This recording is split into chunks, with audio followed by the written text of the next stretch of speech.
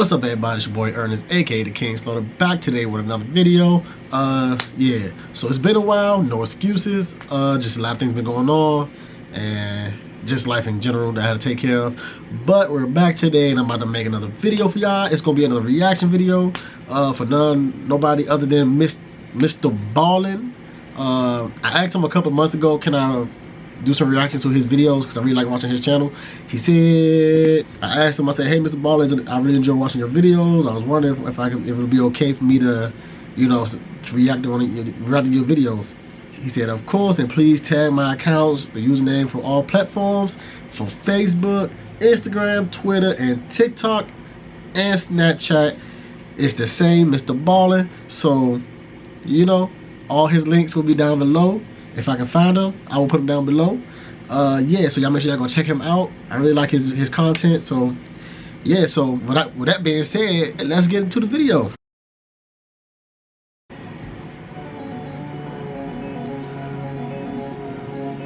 Today's story is a skydiving disaster story. However, it does not go the way you think it will. And at the end of today's video, there is a very special call to action that is connected to the main story that I think many of you will be very excited to participate in, but no pressure. However, before we get into that story, if you're a fan of the strange, dark, and mysterious delivered in story format, then you come to the right place because that's all we do, and we upload once a week. So if that's of interest to you, please sneak in to the like button's house and swap out their cat for an identical looking cat. Also, please subscribe to our channel and turn on all notifications so you don't miss any of our weekly uploads. Okay, let's get into today's story.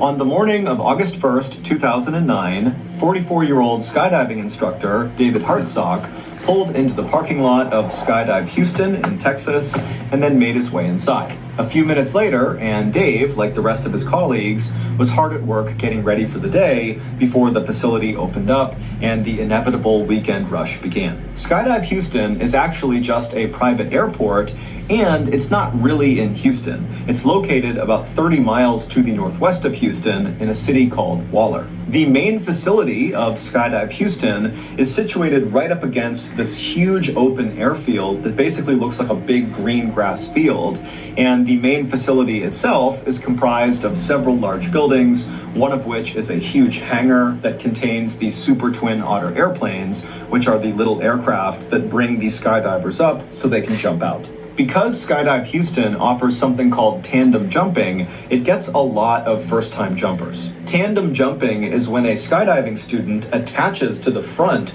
of their instructor. Literally, they're buckled onto them, and then the two of them leap out of the plane together, with the student never detaching from the instructor. This method allows the student to just kind of go along for the ride and have no responsibility, while the instructor, who's attached to them, does everything. They make sure they're both stable in the air, they're the ones that pull the ripcord to deploy the chute, they're the ones that land them safely on the ground. And so obviously, tandem jumping really appeals to first-time jumpers. Dave had finished his 3-year-long training course to become a certified skydiving instructor just a few months earlier. But even prior to going through this course, Dave was already a very experienced skydiver with over 800 jumps to his credit. And the reason he had so many jumps is because Dave loved skydiving. It had given his life a focus that really nothing else ever had. Dave had always been a kind of average guy. He lived in a very modest house in a suburb of Houston, and for much of his life, he had worked very normal blue-collar jobs, like he had been a cook at 2 different chain restaurants, he had managed a grocery store, and he also had worked at a soda bottling plant. Dave was divorced and had no kids, but he had a really good group of friends who liked to go to bars and go bowling and play darts. And while Dave was never really unhappy with the way his life was going, as he started to creep into his 40s, he couldn't help but think, you know, I haven't really done anything big or important in my life. And so in 2004, not long after Dave got divorced, one of his good friends asked him if he wanted to go skydiving with him to celebrate that friend's 40th birthday. And Dave immediately thought to himself, this is it. This is a chance to do something big with my life. And so he told the friend, yes, I'd love to go. And after that first jump that Dave did with his friend, Dave was hooked. Whenever Dave was falling through the sky at over 100 miles per hour, it was like nothing else in the whole world even existed. Life became very simple and beautiful. The manager at Skydive Houston. Yeah, I know. I think I want to go skydiving like once in my life, but I don't know when I want to do it. But I don't know. That might be like that's like a bucket list type of thing. So I don't know, but it sounds scary to do that. But I don't know. It's just something you gotta get your courage up to do, I guess. And it's like a mindset, I guess. But I don't know if I can do it. I'll probably just back out of it. But I think I heard once you're in the air, you gotta go through it. I don't think you once you're on that plane and you go up in the air, I don't think you can turn around. At least I don't know. You probably could, but if y'all been skydiving, y'all let me know. And saw Dave come in every weekend for years to do all these jumps. And finally, he just offered Dave a job. And so that was how Dave left the soda bottling plant to become a skydiving instructor. So, August 1st, 2009 was a Saturday, and Saturdays at Skydive Houston were incredibly busy with basically non-stop tandem jumps all day. Whenever Dave was not working, so he was jumping on his own, he would always pack his own parachute because, like many other skydivers, he liked to make sure it was done exactly right. But is that a wingsuit? But when Dave was working, especially on Saturday... Is a wingsuit like a... Do wingsuits have parachutes connected to it? Or is it like they separate? Like, what is a wingsuit? Is what I'm asking, because it's confusing. But I thought a wingsuit was like a parachute that had a I don't know, fuck it. I don't know what I'm saying. Just when it was so crazy busy, he didn't have time to pack and repack his parachute after every single jump because he was constantly being sent up again and again and again to take another student. And so instead, he would take one of the pre-packed parachutes that were left out for instructors inside of their clubhouse. That particular Saturday in August of 2009 went very quickly, with Dave going up one after another with different students and jumping out and pulling to chute and landing safely over and over again.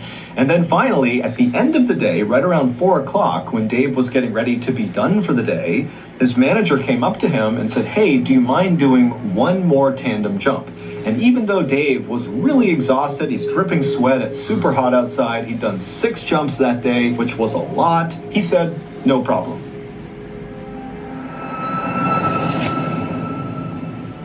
Well, it's that time of the year again, which means the big game is right around the corner. Right now, trillions of people are rushing.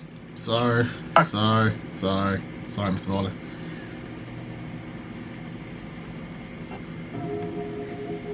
And so the manager introduced Dave to a short blonde woman who was visibly nervous named Shirley Diggert, who was there to celebrate her 54th birthday by skydiving for the first time. Her husband, her son, and her 3 grandkids were also there to watch her from the ground and take pictures, and her other son, who was celebrating his 30th birthday, he too was going skydiving.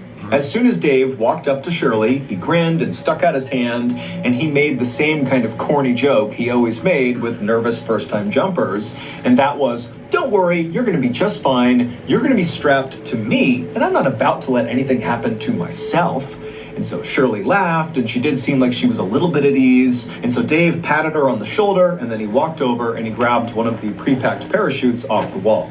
These chutes actually contained 2 parachutes inside of the backpack. There was the main chute, which typically is the only chute that gets deployed on a jump, and then there was the reserve chute, which is a little bit smaller and is not normally used unless there's some sort of emergency where the main chute fails. After every jump, because the main chute has been deployed, it gets repacked and stuffed back into the backpack. But the reserve chute, because it almost never gets deployed, just stays packed. And so Skydive Houston, like basically every other skydiving facility, has certified technicians come in periodically to test the reserve chutes inside of the bag to make sure they're still packed exactly right. After grabbing the pre-packed parachute off the wall, Dave walked back over to Shirley, who was now in the staging area putting on her flight suit. A flight suit is a single garment, kind of looks like a big onesie for an adult. And so Dave walked over, he put the parachute down, he tugged and pulled on her flight suit to make sure it was good, and then after he was satisfied, he picked the parachute back up and he signaled to Shirley, as well as Shirley's son, who was also skydiving, to follow him.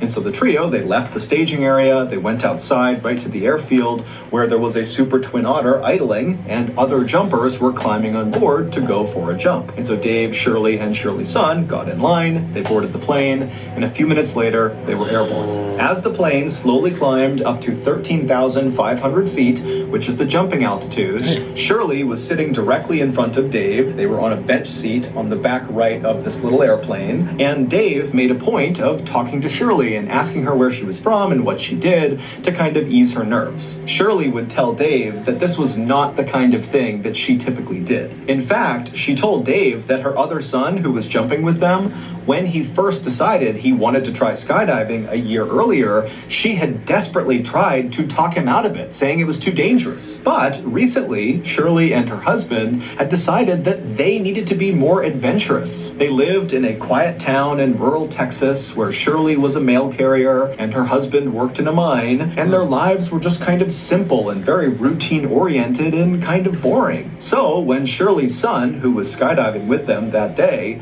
had asked Shirley to go skydiving on her 54th birthday, she saw it as an opportunity to break the mold and do something adventurous.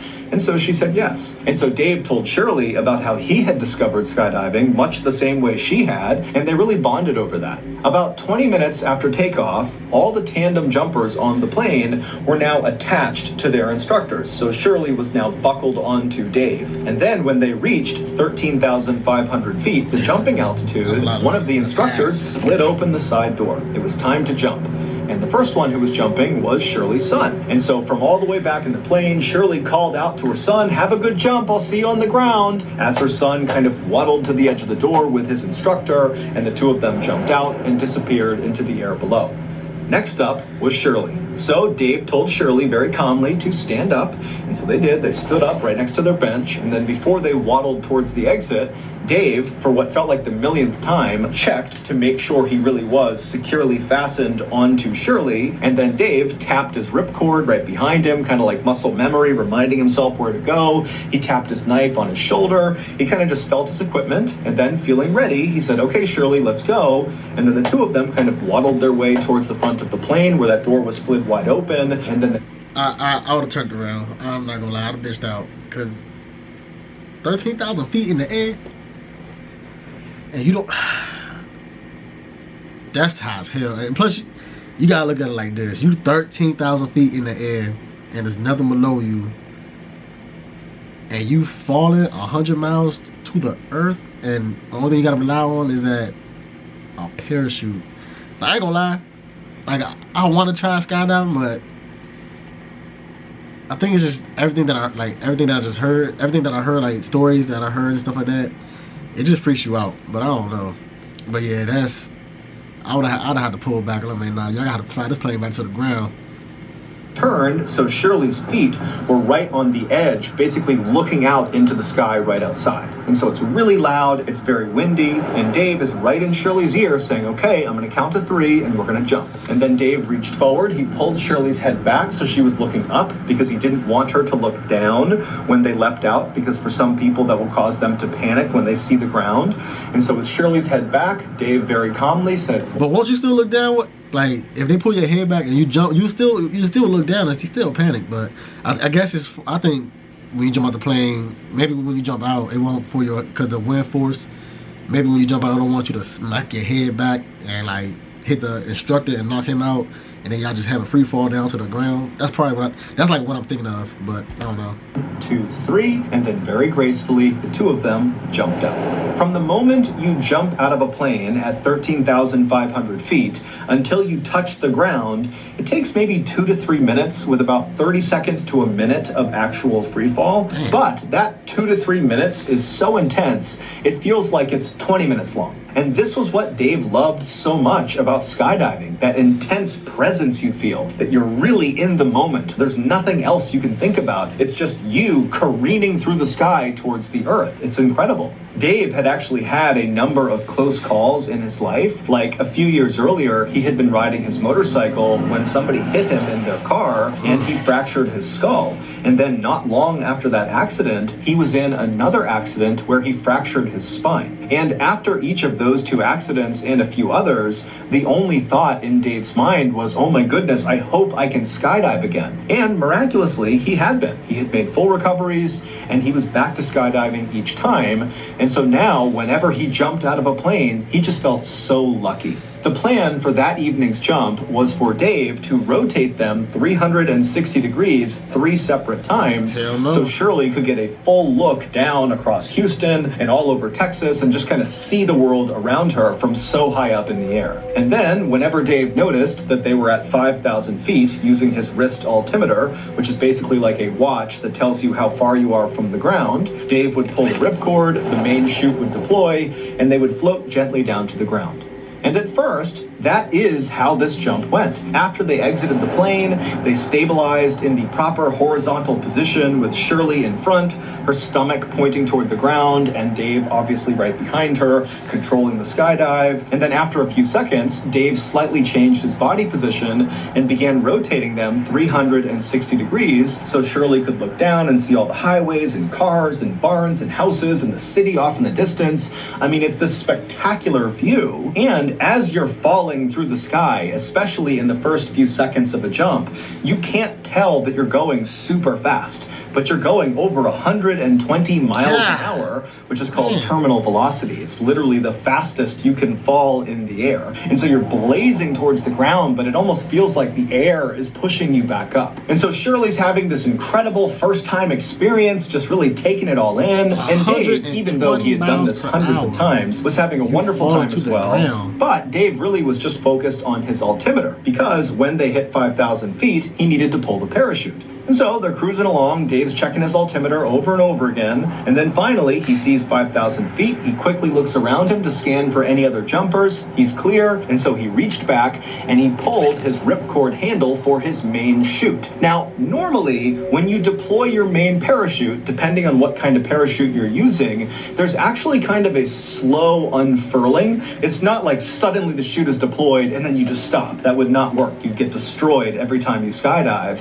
So the way it's packed is it kind of unfurls slowly, and it's like a gradual slowing down. But after Dave has pulled the ripcord handle, there was an immediate yank of the parachute backpack up and away from him, and then from somewhere above him, he heard a loud popping sound. Now, Dave had jumped enough times to know that this was not normal. There was a problem, and he would be right. The main parachute had deployed out of the backpack, but it got tangled on the way out, and so it did not inflate at all, and so as a result, it was not slowing them down at all. But worse than that was this tangled up parachute was still attached to them, and it kind of became like a sail, and it turned Dave and Shirley onto their sides and began whipping them around in something called a death spiral, where literally you're just spinning. Hell no.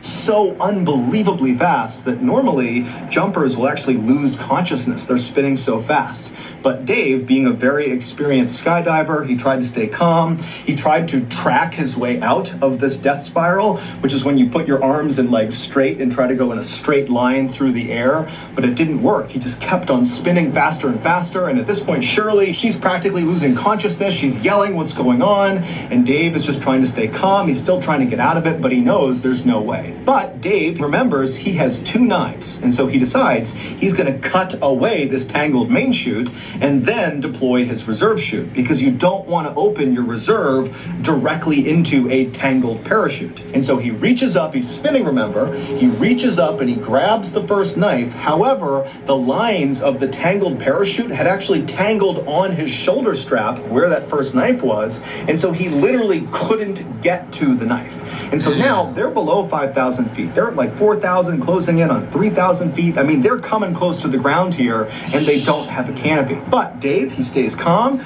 They're spinning around. He can't get that first knife, and so he reaches for the second knife, which was placed in front of Shirley. But because of how quickly they were spinning, he couldn't quite get his arm out to grab the second knife. It was just impossible to grab it. And so, without any other options, Dave had to pull his reserve chute, knowing it was going to go straight into this tangled mess right above them. And so the reserve chute, it deploys, and it does work, at least at first. There's that gradual slowing down sensation that Dave immediately feels. Their spin begins to stop, and for a second, it seems like they're going to be saved by this reserve chute, because by now they're only about 2,000 feet from the ground. However, the worst case scenario happens to Dave and Shirley. As soon as their reserve chute was up over their head, inflated, their main chute suddenly caught air and inflated as well. So they had two parachutes. Now, you can land with two parachutes, absolutely. However, sometimes in a worst case scenario, the two parachutes will catch wind going in opposite directions. So basically the parachutes will go out to either side of the jumper or jumpers if it's tandem, and then you basically have wings that aim the jumpers straight at the ground. It's like an accelerant. It causes them to literally speed up straight towards the ground. And once you start moving in this position, which is known as a down plane, it's almost impossible to get out of it, because the faster you go, the more inflated these two parachutes become. And so Dave knows they are less than 2,000 feet from the ground. They're in a down plane, which is almost always fatal.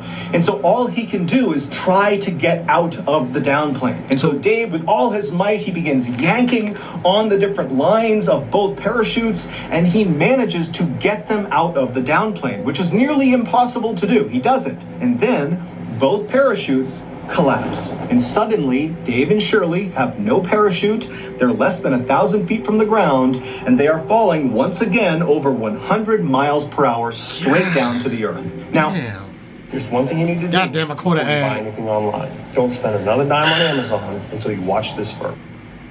Now, at this moment, yo, that is crazy.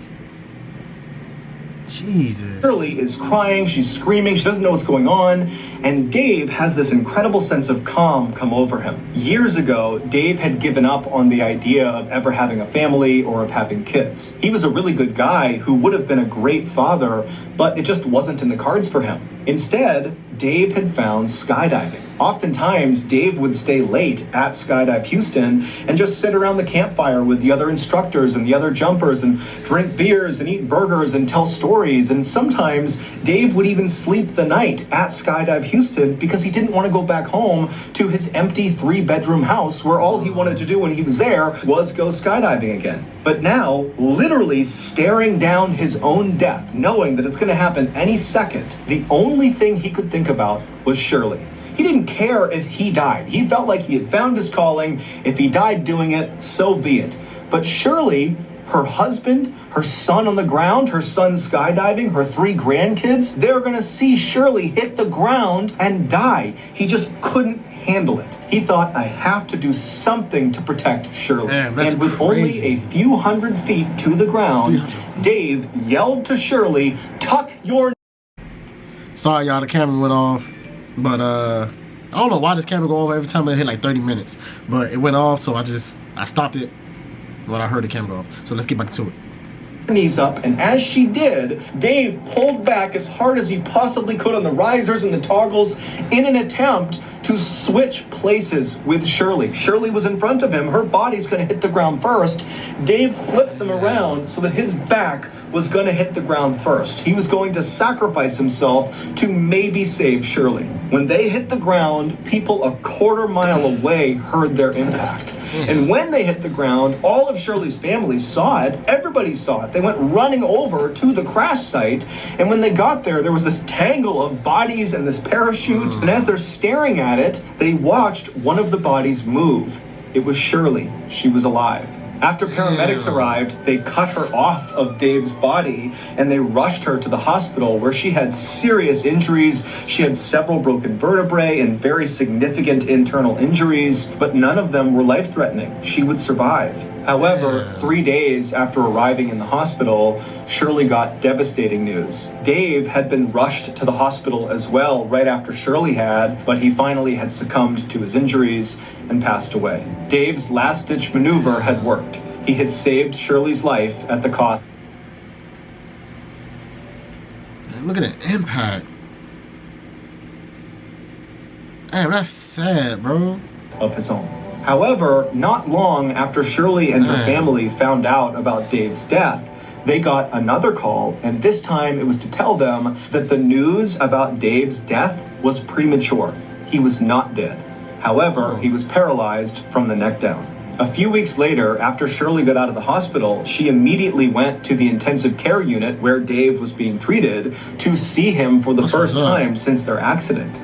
And when she saw him, he was sitting in a wheelchair covered in tubes and wires, and she just stood there looking at him. And Dave, when he saw Shirley, he just started to cry. At this point, Shirley walked up to him, she gave him a hug, and she said, "I love you."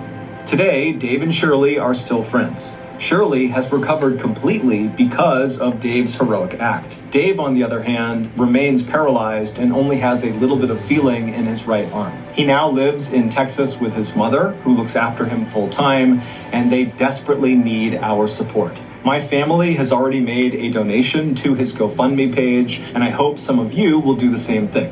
You can find his GoFundMe page in the description below, and after speaking with him, he assured me that all of the donation money is being used to take care of himself. He has a lot of care that he needs, his mom can't do it alone, and so anything we give them is just making his life a little bit easier. Damn. I always tell my oldest daughter to do things that scare her, because oftentimes those are the things we actually want to do the most. And so today I'm going to live up to what I always tell my kid to do, because today I'm announcing my first ever live storytelling show. Doing a live event has always been so interesting to me, but it's actually just kind of terrified me, and so I gotta do it. It's going to be a digital live experience on February 16th, so roughly 2 weeks from now, and because it's so close to Valentine's Day, we decided to call this show the Valentine's Day Show. And this 1 hour long show will just be me at my desk with no script, telling you crazy, strange, dark, and mysterious stories in real time. If this first show goes really well and people enjoy it and they want more of it, then I think there's a real chance we transition to a full-scale tour where maybe I could be telling live stories in campgrounds or in locations where some of these stories have taken place. We don't know yet, but it all starts with this first show. So to show your support and to tell us that you want a live tour, go get your tickets now. There's even some really cool special limited edition Valentine's Day merch that you can get as part of a ticket bundle. Also, I'll be doing a live Q&A after the show that you can get a pass to as well. Go to moment.co/Mr. Ballin to get your tickets, to get your merch, to get your after party passes. Again, that's moment.co/Mr. Ballin. Happy Valentine's Day.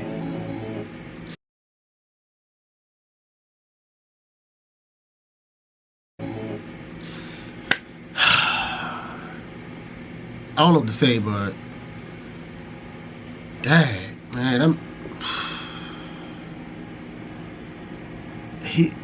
damn.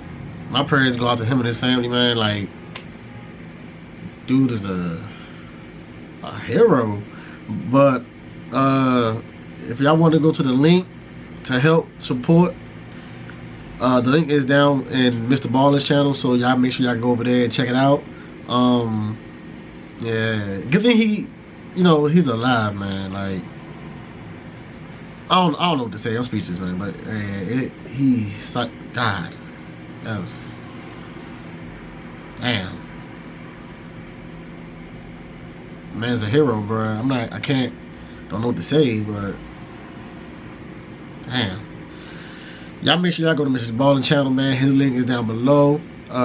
His Twitter, Instagram. Everything that Mr. Ballin's on, I will try to link it in my description down below. Make sure y'all go to his channel, subscribe to him. Y'all go ahead and binge watch his videos. Like I said, his videos is A1, man. Like, I like it. I love his videos, bro. I'm not gonna lie to y'all. I'll watch it every time there's a new video that come out. I'll watch it, but yeah, I know I didn't post in so long, but I'm about to have mad reactions coming out soon. So make sure y'all look out for it. But yeah, damn, this one really, damn, bro.